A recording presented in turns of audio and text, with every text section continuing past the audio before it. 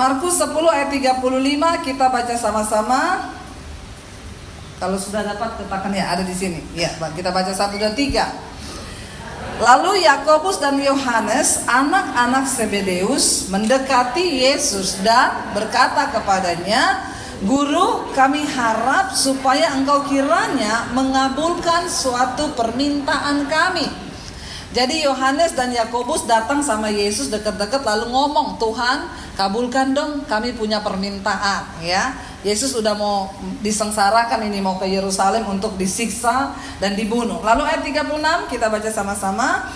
Yesus berkata apa? Iya. Ayo saudara baca 1, 2, 3. Jawabnya, "Apa yang aku perbuat bagimu?" Ya. Yesus tanya, "Apa yang kamu kehendaki, apa yang bisa aku perbuat bagimu?" Ya, ayat yang ke-37 baca sama-sama. Lalu kata mereka, "Perkenankanlah kami duduk dalam kemuliaan-Mu kelak, yang seorang lagi di sebelah kananmu dan yang seorang di sebelah kirimu." Ya, jadi saudara, karena mereka sudah mendengar Yesus akan mati, disalib, lalu dimuliakan naik ke sorga, mereka lebih dulu dekat-dekat sama Yesus, pengen dapat kedudukan di sorga. Siapa yang pengen kedudukan? Haleluya. Itu ada kursi banyak, duduk aja. Ya. Kenapa? Karena kedudukan itu berbicara tentang sebuah kehormatan, sebuah jabatan, sebuah tempat yang nyaman. Semua orang pasti pengen kedudukan. Ya. Orang-orang Medan itu naik bus saudara, ya, karena nggak ada tempat, dia mau duduk jadi dia berdiri. Waktu sampai di tempat tujuan ditanya, "Gimana bang kabarnya?" "Dari kenaikan sampai keturunan tidak pernah ada kedudukan." Maksudnya dia dari dia naik di bus sampai dia turun lagi tidak pernah duduk. Ya, jadi saudara malam ini dapat kedudukan. Semua duduk kan, tidak ada yang berdiri kan, kecuali itu pemegang soundman itu, dia berdiri terus. Tapi saudara ada duduk di belakang. Nah saudara, Yohanes dan Yakobus duluan dekat-dekat Yesus. Mereka ini kan saudara, kepengen dapat kedudukan nanti kalau sudah di sorga. Yesus dia bilang, "Ingat ya, nanti kalau engkau sudah di sorga, Yakobus duduk sebelah kanan, Yohanes sebelah kiri." Wow enggak? Mereka sudah merancang, kepengen dapat yang mulia. Kita semua pengen dapat yang enak enggak? Ampuni mereka Tuhan, karena mereka tidak tahu apa yang mereka lakukan. Ya, kita baca ayat yang selanjutnya. Ini menarik sekali apa yang Yesus katakan kepada mereka. Yesus berkata begini, ayat 38 sama-sama 1, 2, 3. Tetapi kata Yesus kepada mereka, "Kamu tidak tahu apa yang kamu minta. Dapatkah kamu meminum cawan yang harus kuminum dan dibaptis dengan baptisan yang harus kuterima?" Ada yang menarik di sini. Murid-murid meminta kedudukan di sorga, duduk sebelah kanan dan kiri Yesus. Tapi Yesus menjawab mereka, "Maaf ya, kamu gak tahu apa yang kamu minta." Betapa seringnya kita ini orang Kristen meminta sesuatu kepada Tuhan, tapi kita gak tahu apa yang kita minta. Hello? Ya, mereka meminta kemuliaan nanti di sorga, dapat tempat duduk di samping Yesus. Tapi Yesus bilang, "Kamu gak tahu apa yang kamu minta itu." Lalu Yesus berkata kepada mereka, "Dapatkah kamu minum cawan yang harus kuminum dan dibaptis dengan baptisan yang akan kuterima?" Dalam artian yang lain, Yesus sedang berusaha menerangkan begini saudara, tidak pernah ada kemuliaan tanpa penderitaan. Siapa yang mau dimuliakan? Berarti saudara siap menderita. Ini cara kerjanya Tuhan, amin. Tapi orang Kristen zaman now pengennya dimuliakan, tapi gak mau menderita. Nah, kebanyakan minum ragi kan, maunya yang instan. Gak ada ikut Yesus instan, gak ada. Makanya saudara, jangan suka iri lihat keberhasilan dan kesuksesan orang lain. Kenapa? Karena di balik semua kesuksesan itu ada cerita perjuangan. Amin. Seringkali kita cuma lihat teman-teman saya pada ngomong gini, enak banget ya Dep ya, kamu sekarang jadi hamba Tuhan, diundang kemana-mana. Saya tanya sama mereka, dulu ketika saya diproses, ada yang tahu nggak? Nggak ada kan? Ketika saya diusir dari keluarga saya, ketika saya tidak punya makanan, ketika saya nggak punya uang, ketika saya tidak punya apa-apa di hidup ini, ada yang melihat saya? Nggak ada kan? Ketika saya sedang diproses Tuhan untuk berakar ke bawah, itu nggak enak, nggak ada orang yang lihat. Ketika sekarang Tuhan mulai angkat saya, semua orang melihat dan berkata, enak ya. Saya kemarin baru pulang dari Palu, saudara. Ada yang bertanya sama saya gini di Instagram, Bu, ibu kok sering banget ke Palu? Ada apa dengan Palu? Bukan karena saya pernah ke Palu, ya. Lalu saya kemarin dengan suami saya ke sana, ya, saya ketemu beberapa teman lama. Lalu ada teman yang bilang gini, Bu, kenapa ibu nggak bikin kisah ibu dulu waktu di kota Palu? Saudara, kenapa tahu Palu itu begitu berkesan buat saya? Waktu saya diusir dari rumah saya, dari Poso, saya menuju ke kota Palu. Palu adalah tempat saya diproses berakar di dalam Kristus. Lalu kemarin saya dan suami akhirnya pergi ke tempat kos-kosan saya dulu waktu diusir. Kita cari, saudara, tempat itu. Ya, saya ajak satu orang teman, di mana tempat itu di jalan ini? Kamu masih ingat nggak tempatnya? Ya masih. Ayo kita cari. Kita cari ketemu. Rumahnya belum diperbaiki, masih seperti yang dulu, sudah mulai hancur, plafonnya udah jatuh. Saya bilang sama suami saya di sini dulu saya numpang di kos-kosan ini. Saya ajak teman satu kamar saya. Nanti saudara saksikan di channel YouTube saya. Jangan lupa like, subscribe, dan share. Ya. Jadi sama suami saya di syuting itu tempatnya. Saya ajak satu teman saya yang satu kamar dulu sama saya. Ya. Dia juga berkisah, saya juga menangis di situ. Saya bilang, kamu ingat nggak dulu saya itu kita bingung, saudara. Dulu kita itu anak kos di situ ya. Jadi beberapa orang, anak perempuan, wanita di situ. Ada yang kerja, ada yang kuliah. Lalu suami saya juga jadi saksi. Kemarin teman saya cerita, dia bilang gini, kita dulu nggak ada pendeta di rumah ini loh. Tapi setiap malam kita ada doa malam. Setiap hari kita baca Alkitab. Ya. Lalu teman saya itu bilang, ya karena Debbie lah penggeraknya.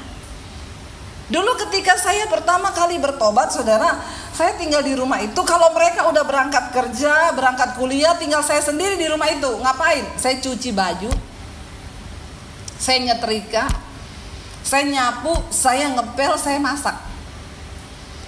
Kenapa? Ya saya tahu diri, saya numpang makan di situ, saya nggak bayar kos, karena saya memang nggak punya apa-apa.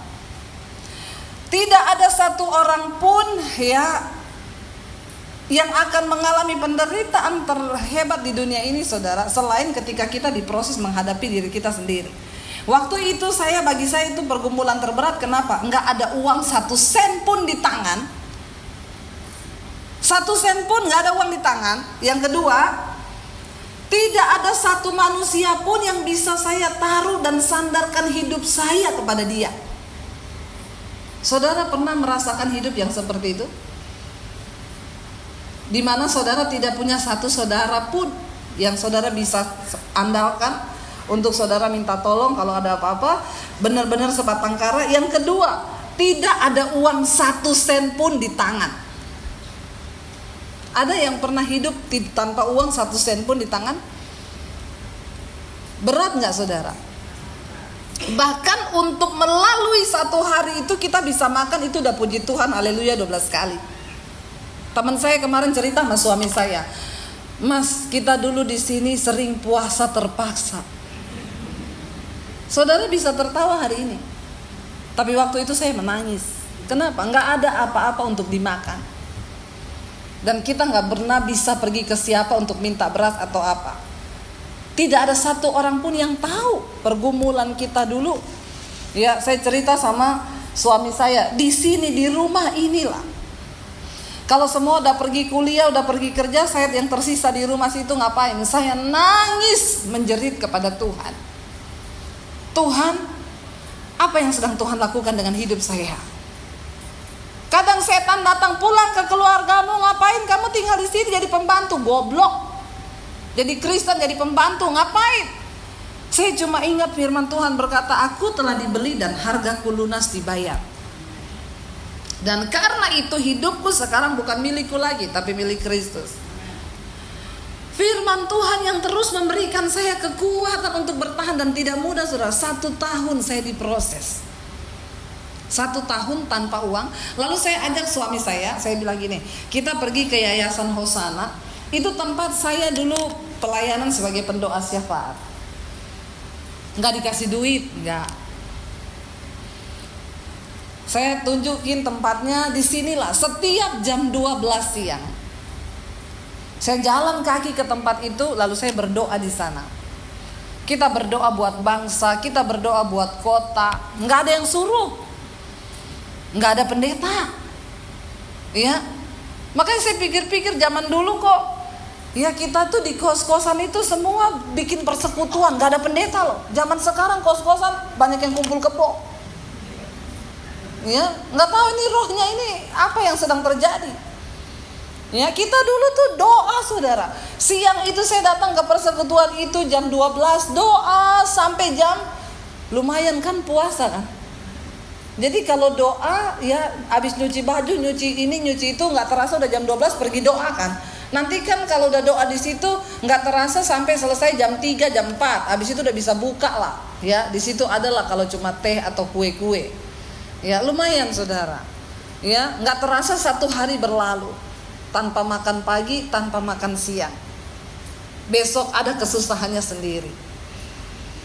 Tapi saya melihat di dalam hari-hari itu sukacita tuh, nggak ada ketakutan, nggak ada pikiran apa-apa. Sekarang itu orang hidup kok ketakutan ya, saudara. Ya, bahkan uangnya aja masih, yang saya pernah cerita dulu, ada orang kaya, Bu Debbie doakan kami Bu, ini keadaan ekonomi begini, uang kami terus menurun Bu, di rekening hampir, ya kita sudah putus asa. Saya ketemu sama mereka, emang bapak sama ibu bener-bener udah gak ada uang ya?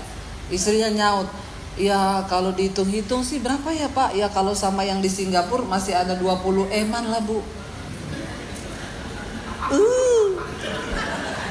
Saya gampar juga ini. Saya bilang, berapa Pak? Bu, berapa? Ya masih ada sekitar 20 miliar.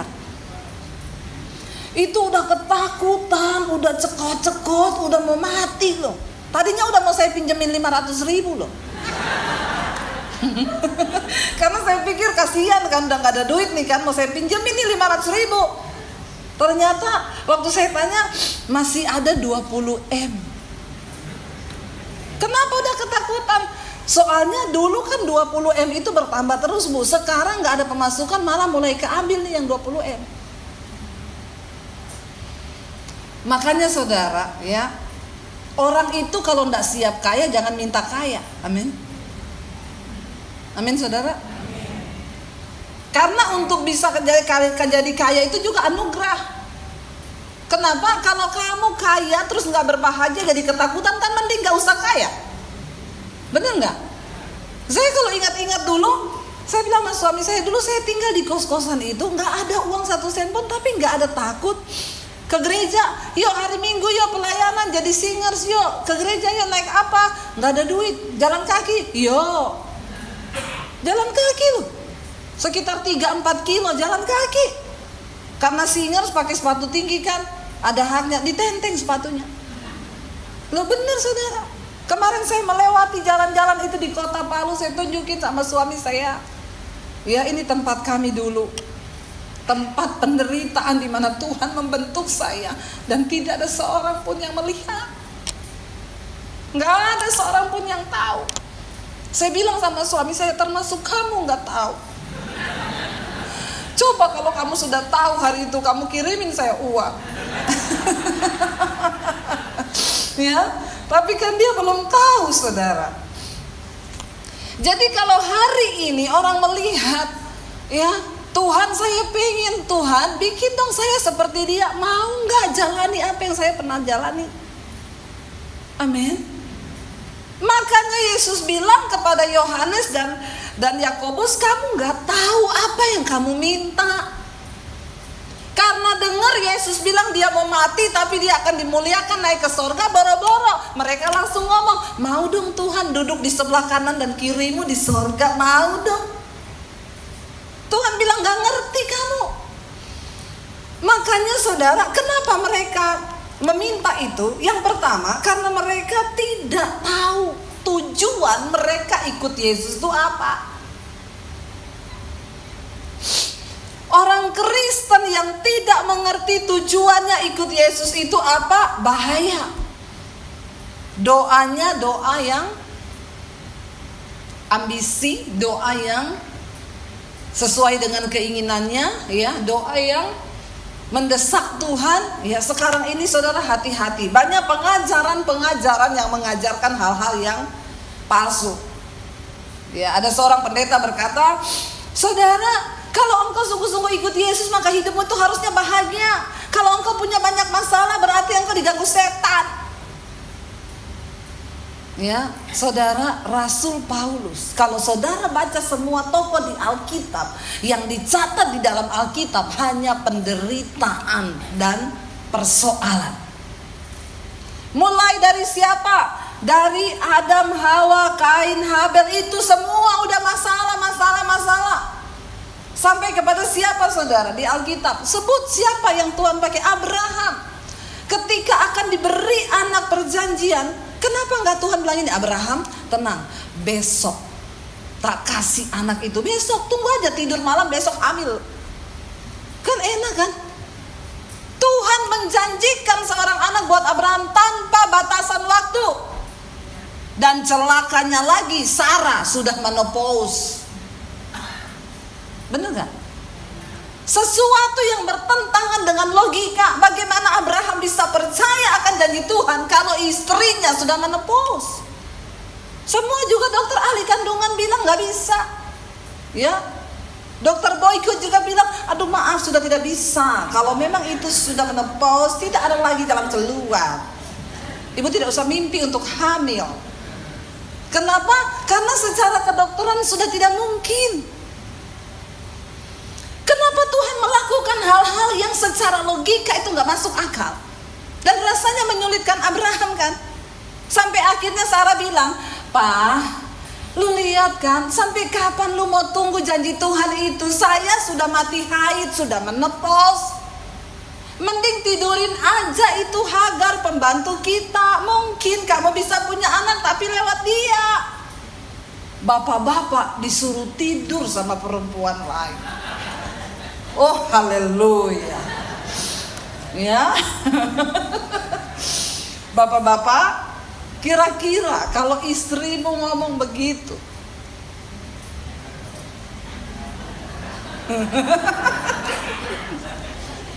ya, bagaimana reaksi bapak-bapak? Ya, tiba-tiba nih ya, udah tunggu lama, udah tunggu. Kalau zaman sekarang gak usah tunggu disuruh, diam-diam masuk ke kamar pembantu. Ya, tapi bukan bapak-bapak di sini. Hanya Tuhan yang tahu. Zaman sekarang gak usah disuruh, masuk sendiri tuh bapak. Hati-hati bapak-bapak ya.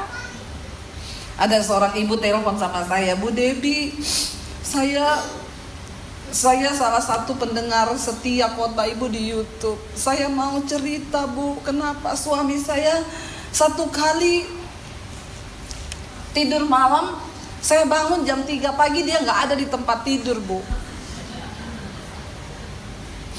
Lalu memang itu Tuhan yang bangunin saya Bu. Makanya saya tuh lihat hari-hari ini suami saya tuh berubah. Terus saya bangun jam 3 pagi dia gak ada.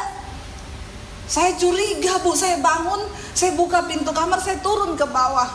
Ibu, betapa kagetnya saya. Kenapa? Dia keluar dari kamar inap. Ya. Dan ibu sudah tahu, sudah jelas apa itu artinya, Bu. Tidak usah dicerita lebih panjang, saya sudah bisa mengerti. Lalu inemnya saya usir dari rumah, ya. Tapi akhirnya suami saya meminta untuk menceraikan saya, karena dia mau bersatu dengan inem. Tapi bukan karena ibunya sudah mati haid loh. Apalagi Abraham waktu itu sama istrinya disuruh, coba aja, mungkin dari pembantu kamu bisa dapat anak. Kenapa? Karena udah gak masuk akal. Yang Tuhan janji itu sudah tidak masuk akal. Tidak ada kemuliaan yang diterima dengan mudah, saudara, gak ada. Kenapa Tuhan bekerja dengan cara begitu? Supaya engkau punya iman yang terlatih. Amin. Karena bagi Tuhan untuk mengubah keadaanmu itu mudah, tapi yang menjadi sulit bagi Tuhan mengubah sikap hatimu. Ya, untuk membawa bangsa Israel keluar dari tanah Mesir menuju ke tanah Kanaan sebenarnya cepat, tapi untuk mengeluarkan Israel dari otak dan hatinya bangsa itu sulitnya minta ampun, membutuhkan waktu 40 tahun. Konsep pemikiran kita yang salah menyebabkan kita punya pengertian yang salah waktu ikut Tuhan. Kita pikir ikut Yesus ya, kita terlalu banyak dengar iklan-iklan hari-hari ini, ikut Yesus, yang naik motor jadi mobil Avanza, yang naik Avanza jadi naik Fortuner, udah yang naik Fortuner dapat Alphard, yang punya Alphard jadi naik motor. Loh. Ya ini terkutuk namanya, saudara. Ya, enggak, jangan dengarkan iklan-iklan tentang kekristenan yang seperti itu. Karena perkenanan Tuhan tidak ada hubungannya sama harta yang kau punya di dunia ini. Amin. Mau sekaya apapun saudara, maaf, itu bukan jaminan bahwa engkau Tuhan itu berkenan atas hidupmu, bukan itu. Ya, lalu Yesus berkata, kamu gak tahu apa yang kamu minta. Ketika kita tidak mengerti cara kerjanya Tuhan, ketika kita gak ngerti kenapa kita ikut Yesus, apa tujuan kita menjadi orang percaya itu apa? Bahaya, saudara. Bahaya. Makanya banyak orang menyalahgunakan kedudukan hari-hari ini.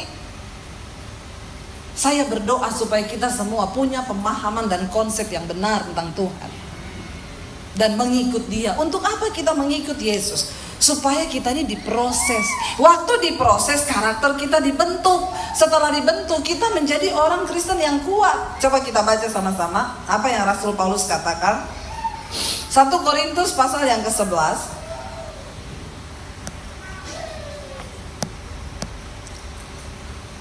2 Korintus 11, mulai ayat 23. 2 Korintus pasal yang ke-11 mulai ayat yang ke-23. Rasul Paulus sedang menyatakan di sana bahwa hari-hari ini banyak orang-orang yang datang mengaku bahwa mereka adalah rasul, tetapi sesungguhnya mereka rasul-rasul palsu yang mengajarkan pengajaran yang palsu, ya. Rasul Paulus bilang mereka hidup dengan kedagingan, dengan keduniawian. Lalu dia berkata begini, 2 Korintus pasal yang ke-11 ayat yang ke-23. Kita baca sama-sama dulu, ya. Kita baca sama-sama ayat 23, 1, 2, 3.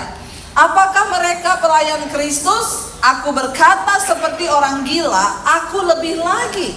Aku lebih banyak berjerih lelah, lebih sering di dalam penjara, didera kerap kali dalam bahaya maut. Ayat berikutnya berkata, 5 kali aku disesa orang Yahudi, setiap kali 40 kurang 1.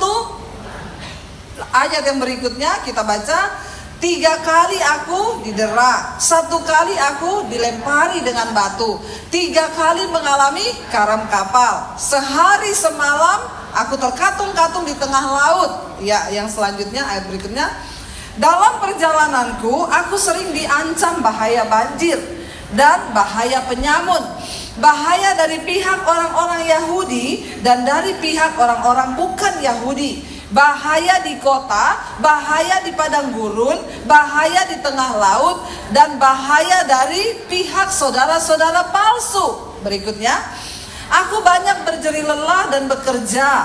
Kerap kali aku tidak tidur. Aku lapar dan dahaga. Kerap kali aku berpuasa, kedinginan dan tanpa pakaian. Berikutnya, dan dengan tidak menyebut banyak hal lain lagi, urusanku sehari-hari yaitu untuk memelihara semua jemaat-jemaat. Yang selanjutnya, jika ada orang merasa lemah, tidakkah aku turut merasa lemah? Jika ada orang yang tersandung, tidakkah hatiku hancur oleh duka cita? Berikutnya, jika aku harus bermegah, maka aku akan bermegah atas kelemahanku.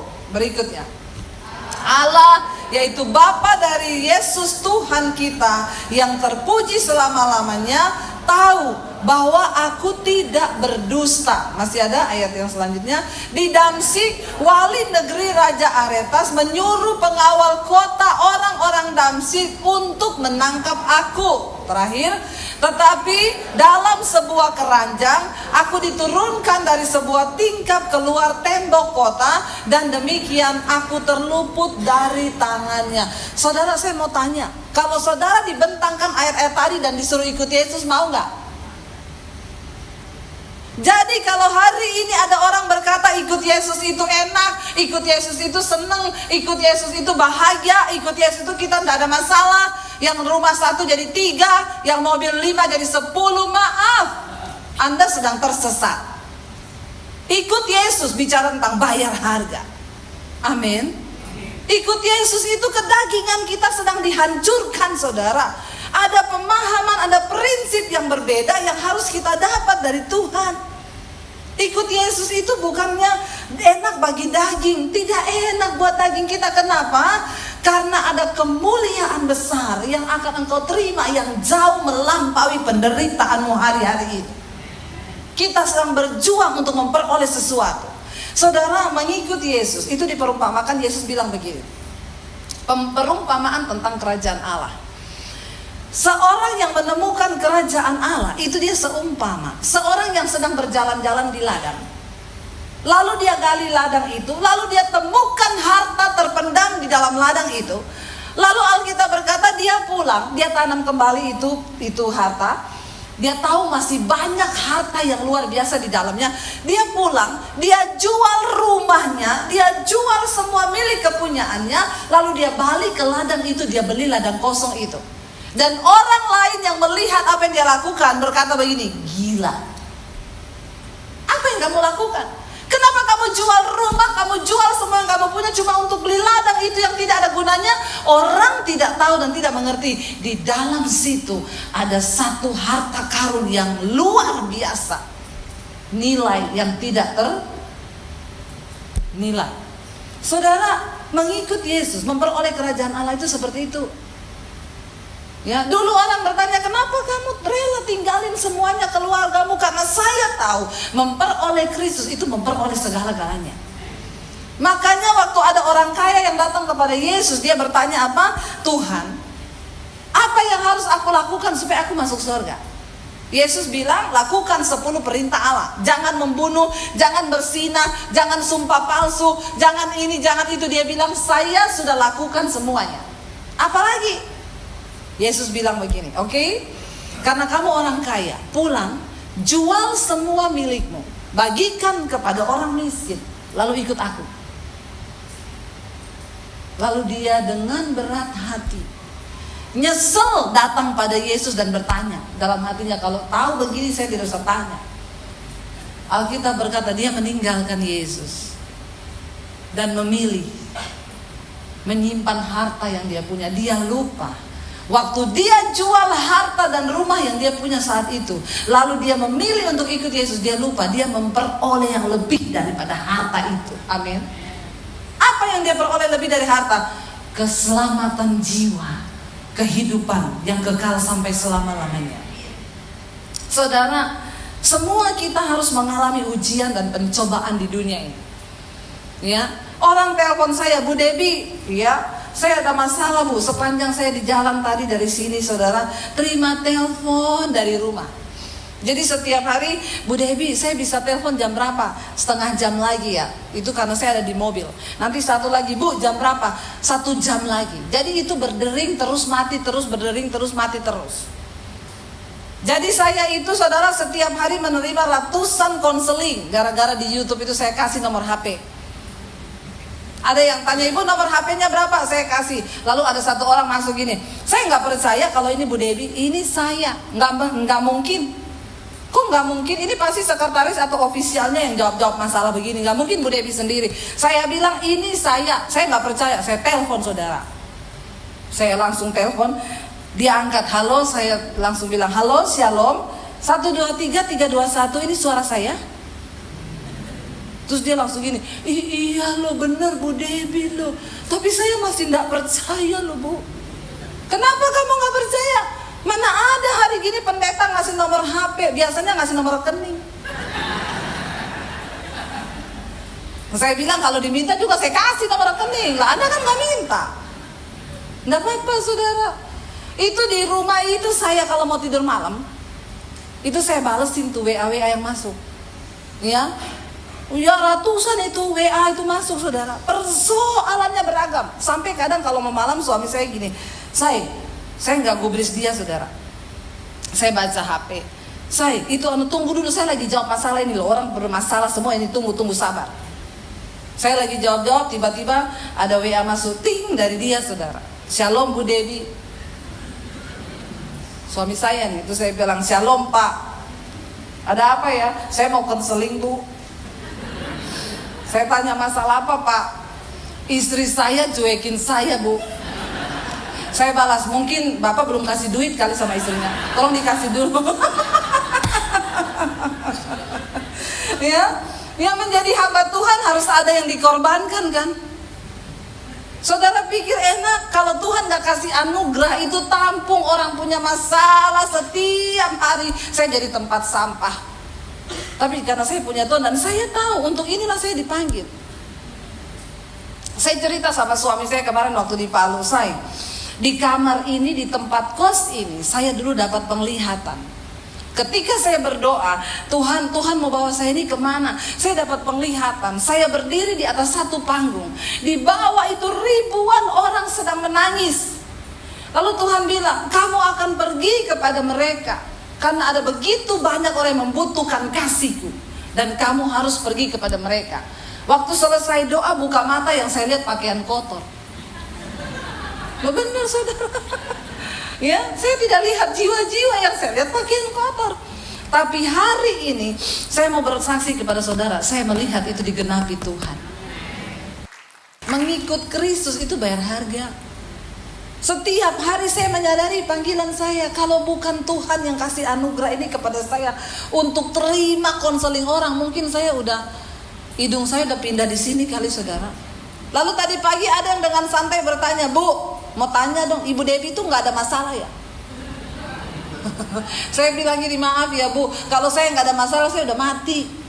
Lo bener nggak saudara? Cuma orang mati yang tidak ada masalah. Yang namanya orang hidup pasti ada. Karena hidup ini adalah rangkaian dari jadi masalah buat lo. Lo bener gak saudara? Jadi kalau ada yang telepon saya, Bu, saya punya masalah Bu di hidup ini, saya gak tahu kenapa masalah terus. Saya bilang, iya, selamat, berarti Anda masih hidup. Kalau sudah tidak ada masalah itu sudah mati. Ya, lihat kanan kirimu, kamu ada masalah ya? Selamat, kamu masih hidup. Amin. Hadapi setiap masalahmu. Ada yang telepon saya gini, Bu Debbie, saya tuh kepahitan sama ipar saya, sama mertua saya. Kenapa? Ibu, saya sudah berusaha hidup benar, saya terus disalahkan Bu. Saya sudah berusaha berbuat baik, saya terus disalahkan. Saya bilang, selamat Bu, Anda sedang beribadah. Amin. Karena Alkitab berkata, setiap orang yang mau hidup beribadah kepada Kristus Yesus pasti menderita aniaya. Ya, jadi saya ini, iya Bu, selamat, Ibu sedang beribadah. Sampai kapan Bu saya begini? Sampai Tuhan Yesus datang. Lo sampai kapan saya bisa menerima perlakuan mertua dan ipar saya sampai kamu sudah tidak merasa itu sebagai satu gangguan lagi buat jiwamu. Apapun yang mereka lakukan, kamu tetap merasa itu enak-enak aja, ya itu berarti kamu udah lulus. Amin, saudara. Kalau kita belum lulus, ya nggak bakal. Itu pasti masalah datang terus. Mari kita lulus dalam setiap ujian. Tidak ada jalan pintas menuju rencana Tuhan. Setiap kita harus mengenal rencana Tuhan itu. Supaya apa? Waktu kita masuk dalam rencana Tuhan, kita menemukan, saudara, orang yang paling sukses di dunia ini bukan orang kaya, bukan waktu engkau punya rumah 3, mobil 5, depositmu 20 M kayak tadi, bukan. Waktu engkau dikatakan sukses di hadapan Tuhan untuk apa? Waktu engkau menemukan rencana Tuhan atas hidupmu. Apa rencana Tuhan atas hidupmu? Temukan itu, saudara. Sekalipun engkau harus melewati jalan yang tidak terlihat, tapi ketika engkau percaya, Rasul Paulus tadi bilang, kita belum seperti Rasul Paulus kan? Karam kapal 3 kali, disesah pakai batu, dilempari, dicegat sama orang-orang di tengah kota, lalu dimasukin karung, dibuang dari 2 tembok. Kita kan belum sampai ke gitu kan? Jadi kalau ada orang bilang ikut Yesus itu senang, tidak menderita, itu saudara penyesatan. Saya mau bilang, saudara, hari ini mari kita bayar harga. Kenapa? Waktunya sudah singkat. Lihat ini panas yang begini ini. Saya tuh kalau baca-baca artikel tuh ngeri, saudara, ya. Magnet bumi berubah, ya. Ketika magnet bumi berubah, itu suhu tidak bisa diprediksi lagi. Dulu kita musim panas begini bulan apa? Juli, Agustus, ya. Itu banyak ayam yang mati. Kenapa? Karena panas sekali. Ini bulan apa, saudara? Oktober mau November, ya, belum ada hujan malah panasnya minta ampun. Jadi saudara, karena magnet bumi berubah, iklim berubah. Nah, ketika iklim berubah, maka semuanya terganggu. Kasihan para petani itu sekarang nggak bisa memprediksi juga kapan musim hujan, kapan musim panas. Ya, ini dunia makin tua. Tadi siang saya baru ngomong sama suami saya, saudara rasakan siang itu, aduh kayak mau meledak badan ini ya. Apalagi kalau keluar dari ruangan ber-AC, saudara, wah itu udah kayak, badan itu udah kayak, saya bilang sama suami saya gini, say, kalau satu saat matahari itu kehilangan energi, apa yang akan terjadi? Kalau satu saat atau mungkin matahari itu sudah tua dan kemudian dia meledak, apa juga yang akan terjadi? Ya, di dalam Petrus dikatakan, semua unsur dunia ini akan hangus dalam nyala api yang demikian besar. Kita gak pernah tahu kapan bumi ini akan berlalu. Ingat, hidupmu di dunia ini bukan segala-galanya. Jadi jangan terlalu stres masalah uang. Jangan terlalu stres dengan persoalan-persoalan yang kita hadapi. Karena Alkitab berkata, ingat, semua pencobaan yang kau alami di dunia ini adalah pencobaan biasa yang tidak melampaui batas kekuatanmu. Orang tuh kalau nggak ada duit masalah, kebanyakan duit juga masalah. Bingung mau simpan di mana kan? Ya. Jadi saudara, ayo kita nikmati aja apa yang Tuhan beri hari ini. Hidup dengan hati yang bersyukur. Yang paling penting suami istri itu hidup dalam rukun bersama. Amin. Jangan berantem, hidup rukun bersama. Ya, berantem boleh 5 menit cukup. Ya. Disitulah kita menemukan kebahagiaan yang sesungguhnya. Amin. Yang terakhir, mari kita baca ayatnya. Apa yang Yesus katakan kepada muridnya itu, mereka nggak tahu apa yang mereka minta karena apa. Yuk kita baca sama-sama firman Tuhan dari 1 Korintus pasal yang ketiga ayat 13 dulu. Dan ayat yang ke-14.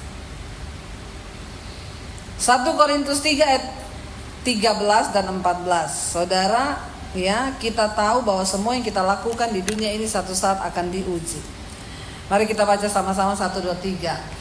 Sekali kelak pekerjaan masing-masing orang akan nampak, karena hari Tuhan akan menyatakannya, sebab ia akan nampak dengan api, dan bagaimana pekerjaan masing-masing orang akan diuji oleh api itu. Hari ini kita semua sedang membangun pekerjaan. Apa itu pekerjaan? Dalam rumah tangga itu pelayanan kita.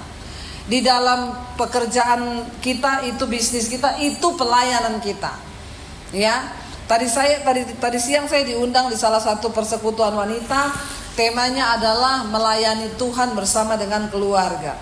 Saya bilang gini, kita perlu perbaharui dulu konsep pelayanan. Jangan berpikir pelayanan itu di gereja, ya. Konsep pelayanan kita seorang Kristen seringkali salah. Kita pikir kalau kita jadi asyir, kita berdiri di sini sebagai pengkhotbah, singer, worship leader, pemain musik, itu pelayan Tuhan. Ya. Apa itu melayani Tuhan? Yesus berkata, segala sesuatu yang engkau perbuat, entah dengan perbuatan atau perkataan, lakukanlah itu seolah-olah untuk Tuhan dan bukan untuk manusia. Itu adalah pelayanan. Amin. Konsep kita melayani Tuhan itu dulu. Makanya sekarang banyak orang sudah pelayanan tapi karakternya saudara tidak terbentuk. Kenapa? Karena konsepnya itu salah. Kita itu melayani Tuhan, di rumah itu melayani Tuhan. Waktu istri melayani suami itu juga melayani Tuhan. Amin. Waktu suami mengasihi istri itu juga melayani Tuhan. Saudara, kita kemarin dikejutkan anak SMA bunuh gurunya, ditikam karena gurunya negur dia merokok di halaman sekolah. Saudara lihat itu videonya.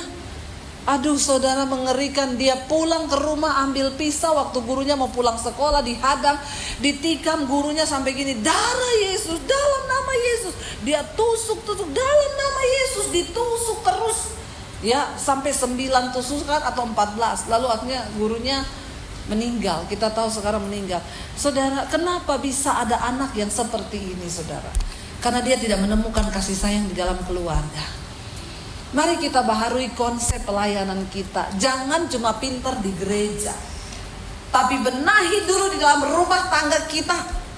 Kenapa ada anak-anak yang begitu liar, saudara, seperti ini? Saya yakin itu di rumah anak ini tiap hari dengar kata-kata yang anarkis tuh dari orang tuanya.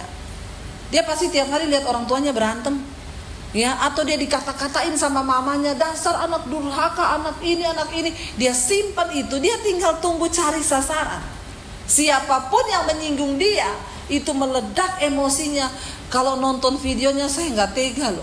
Itu gurunya sambil menangis teriak, dalam nama Yesus, dalam nama Yesus. Ditikam saudara sampai berulang-ulang kali. Dan akhirnya gurunya meninggal. Umurnya baru 43 tahun gurunya. Anak ini kelas 2 saudara. Coba saudara lihat apa yang terjadi. Begitu mudahnya sekarang orang, kenapa? Karena banyaknya tekanan, lalu orang tidak diarahkan kepada Tuhan.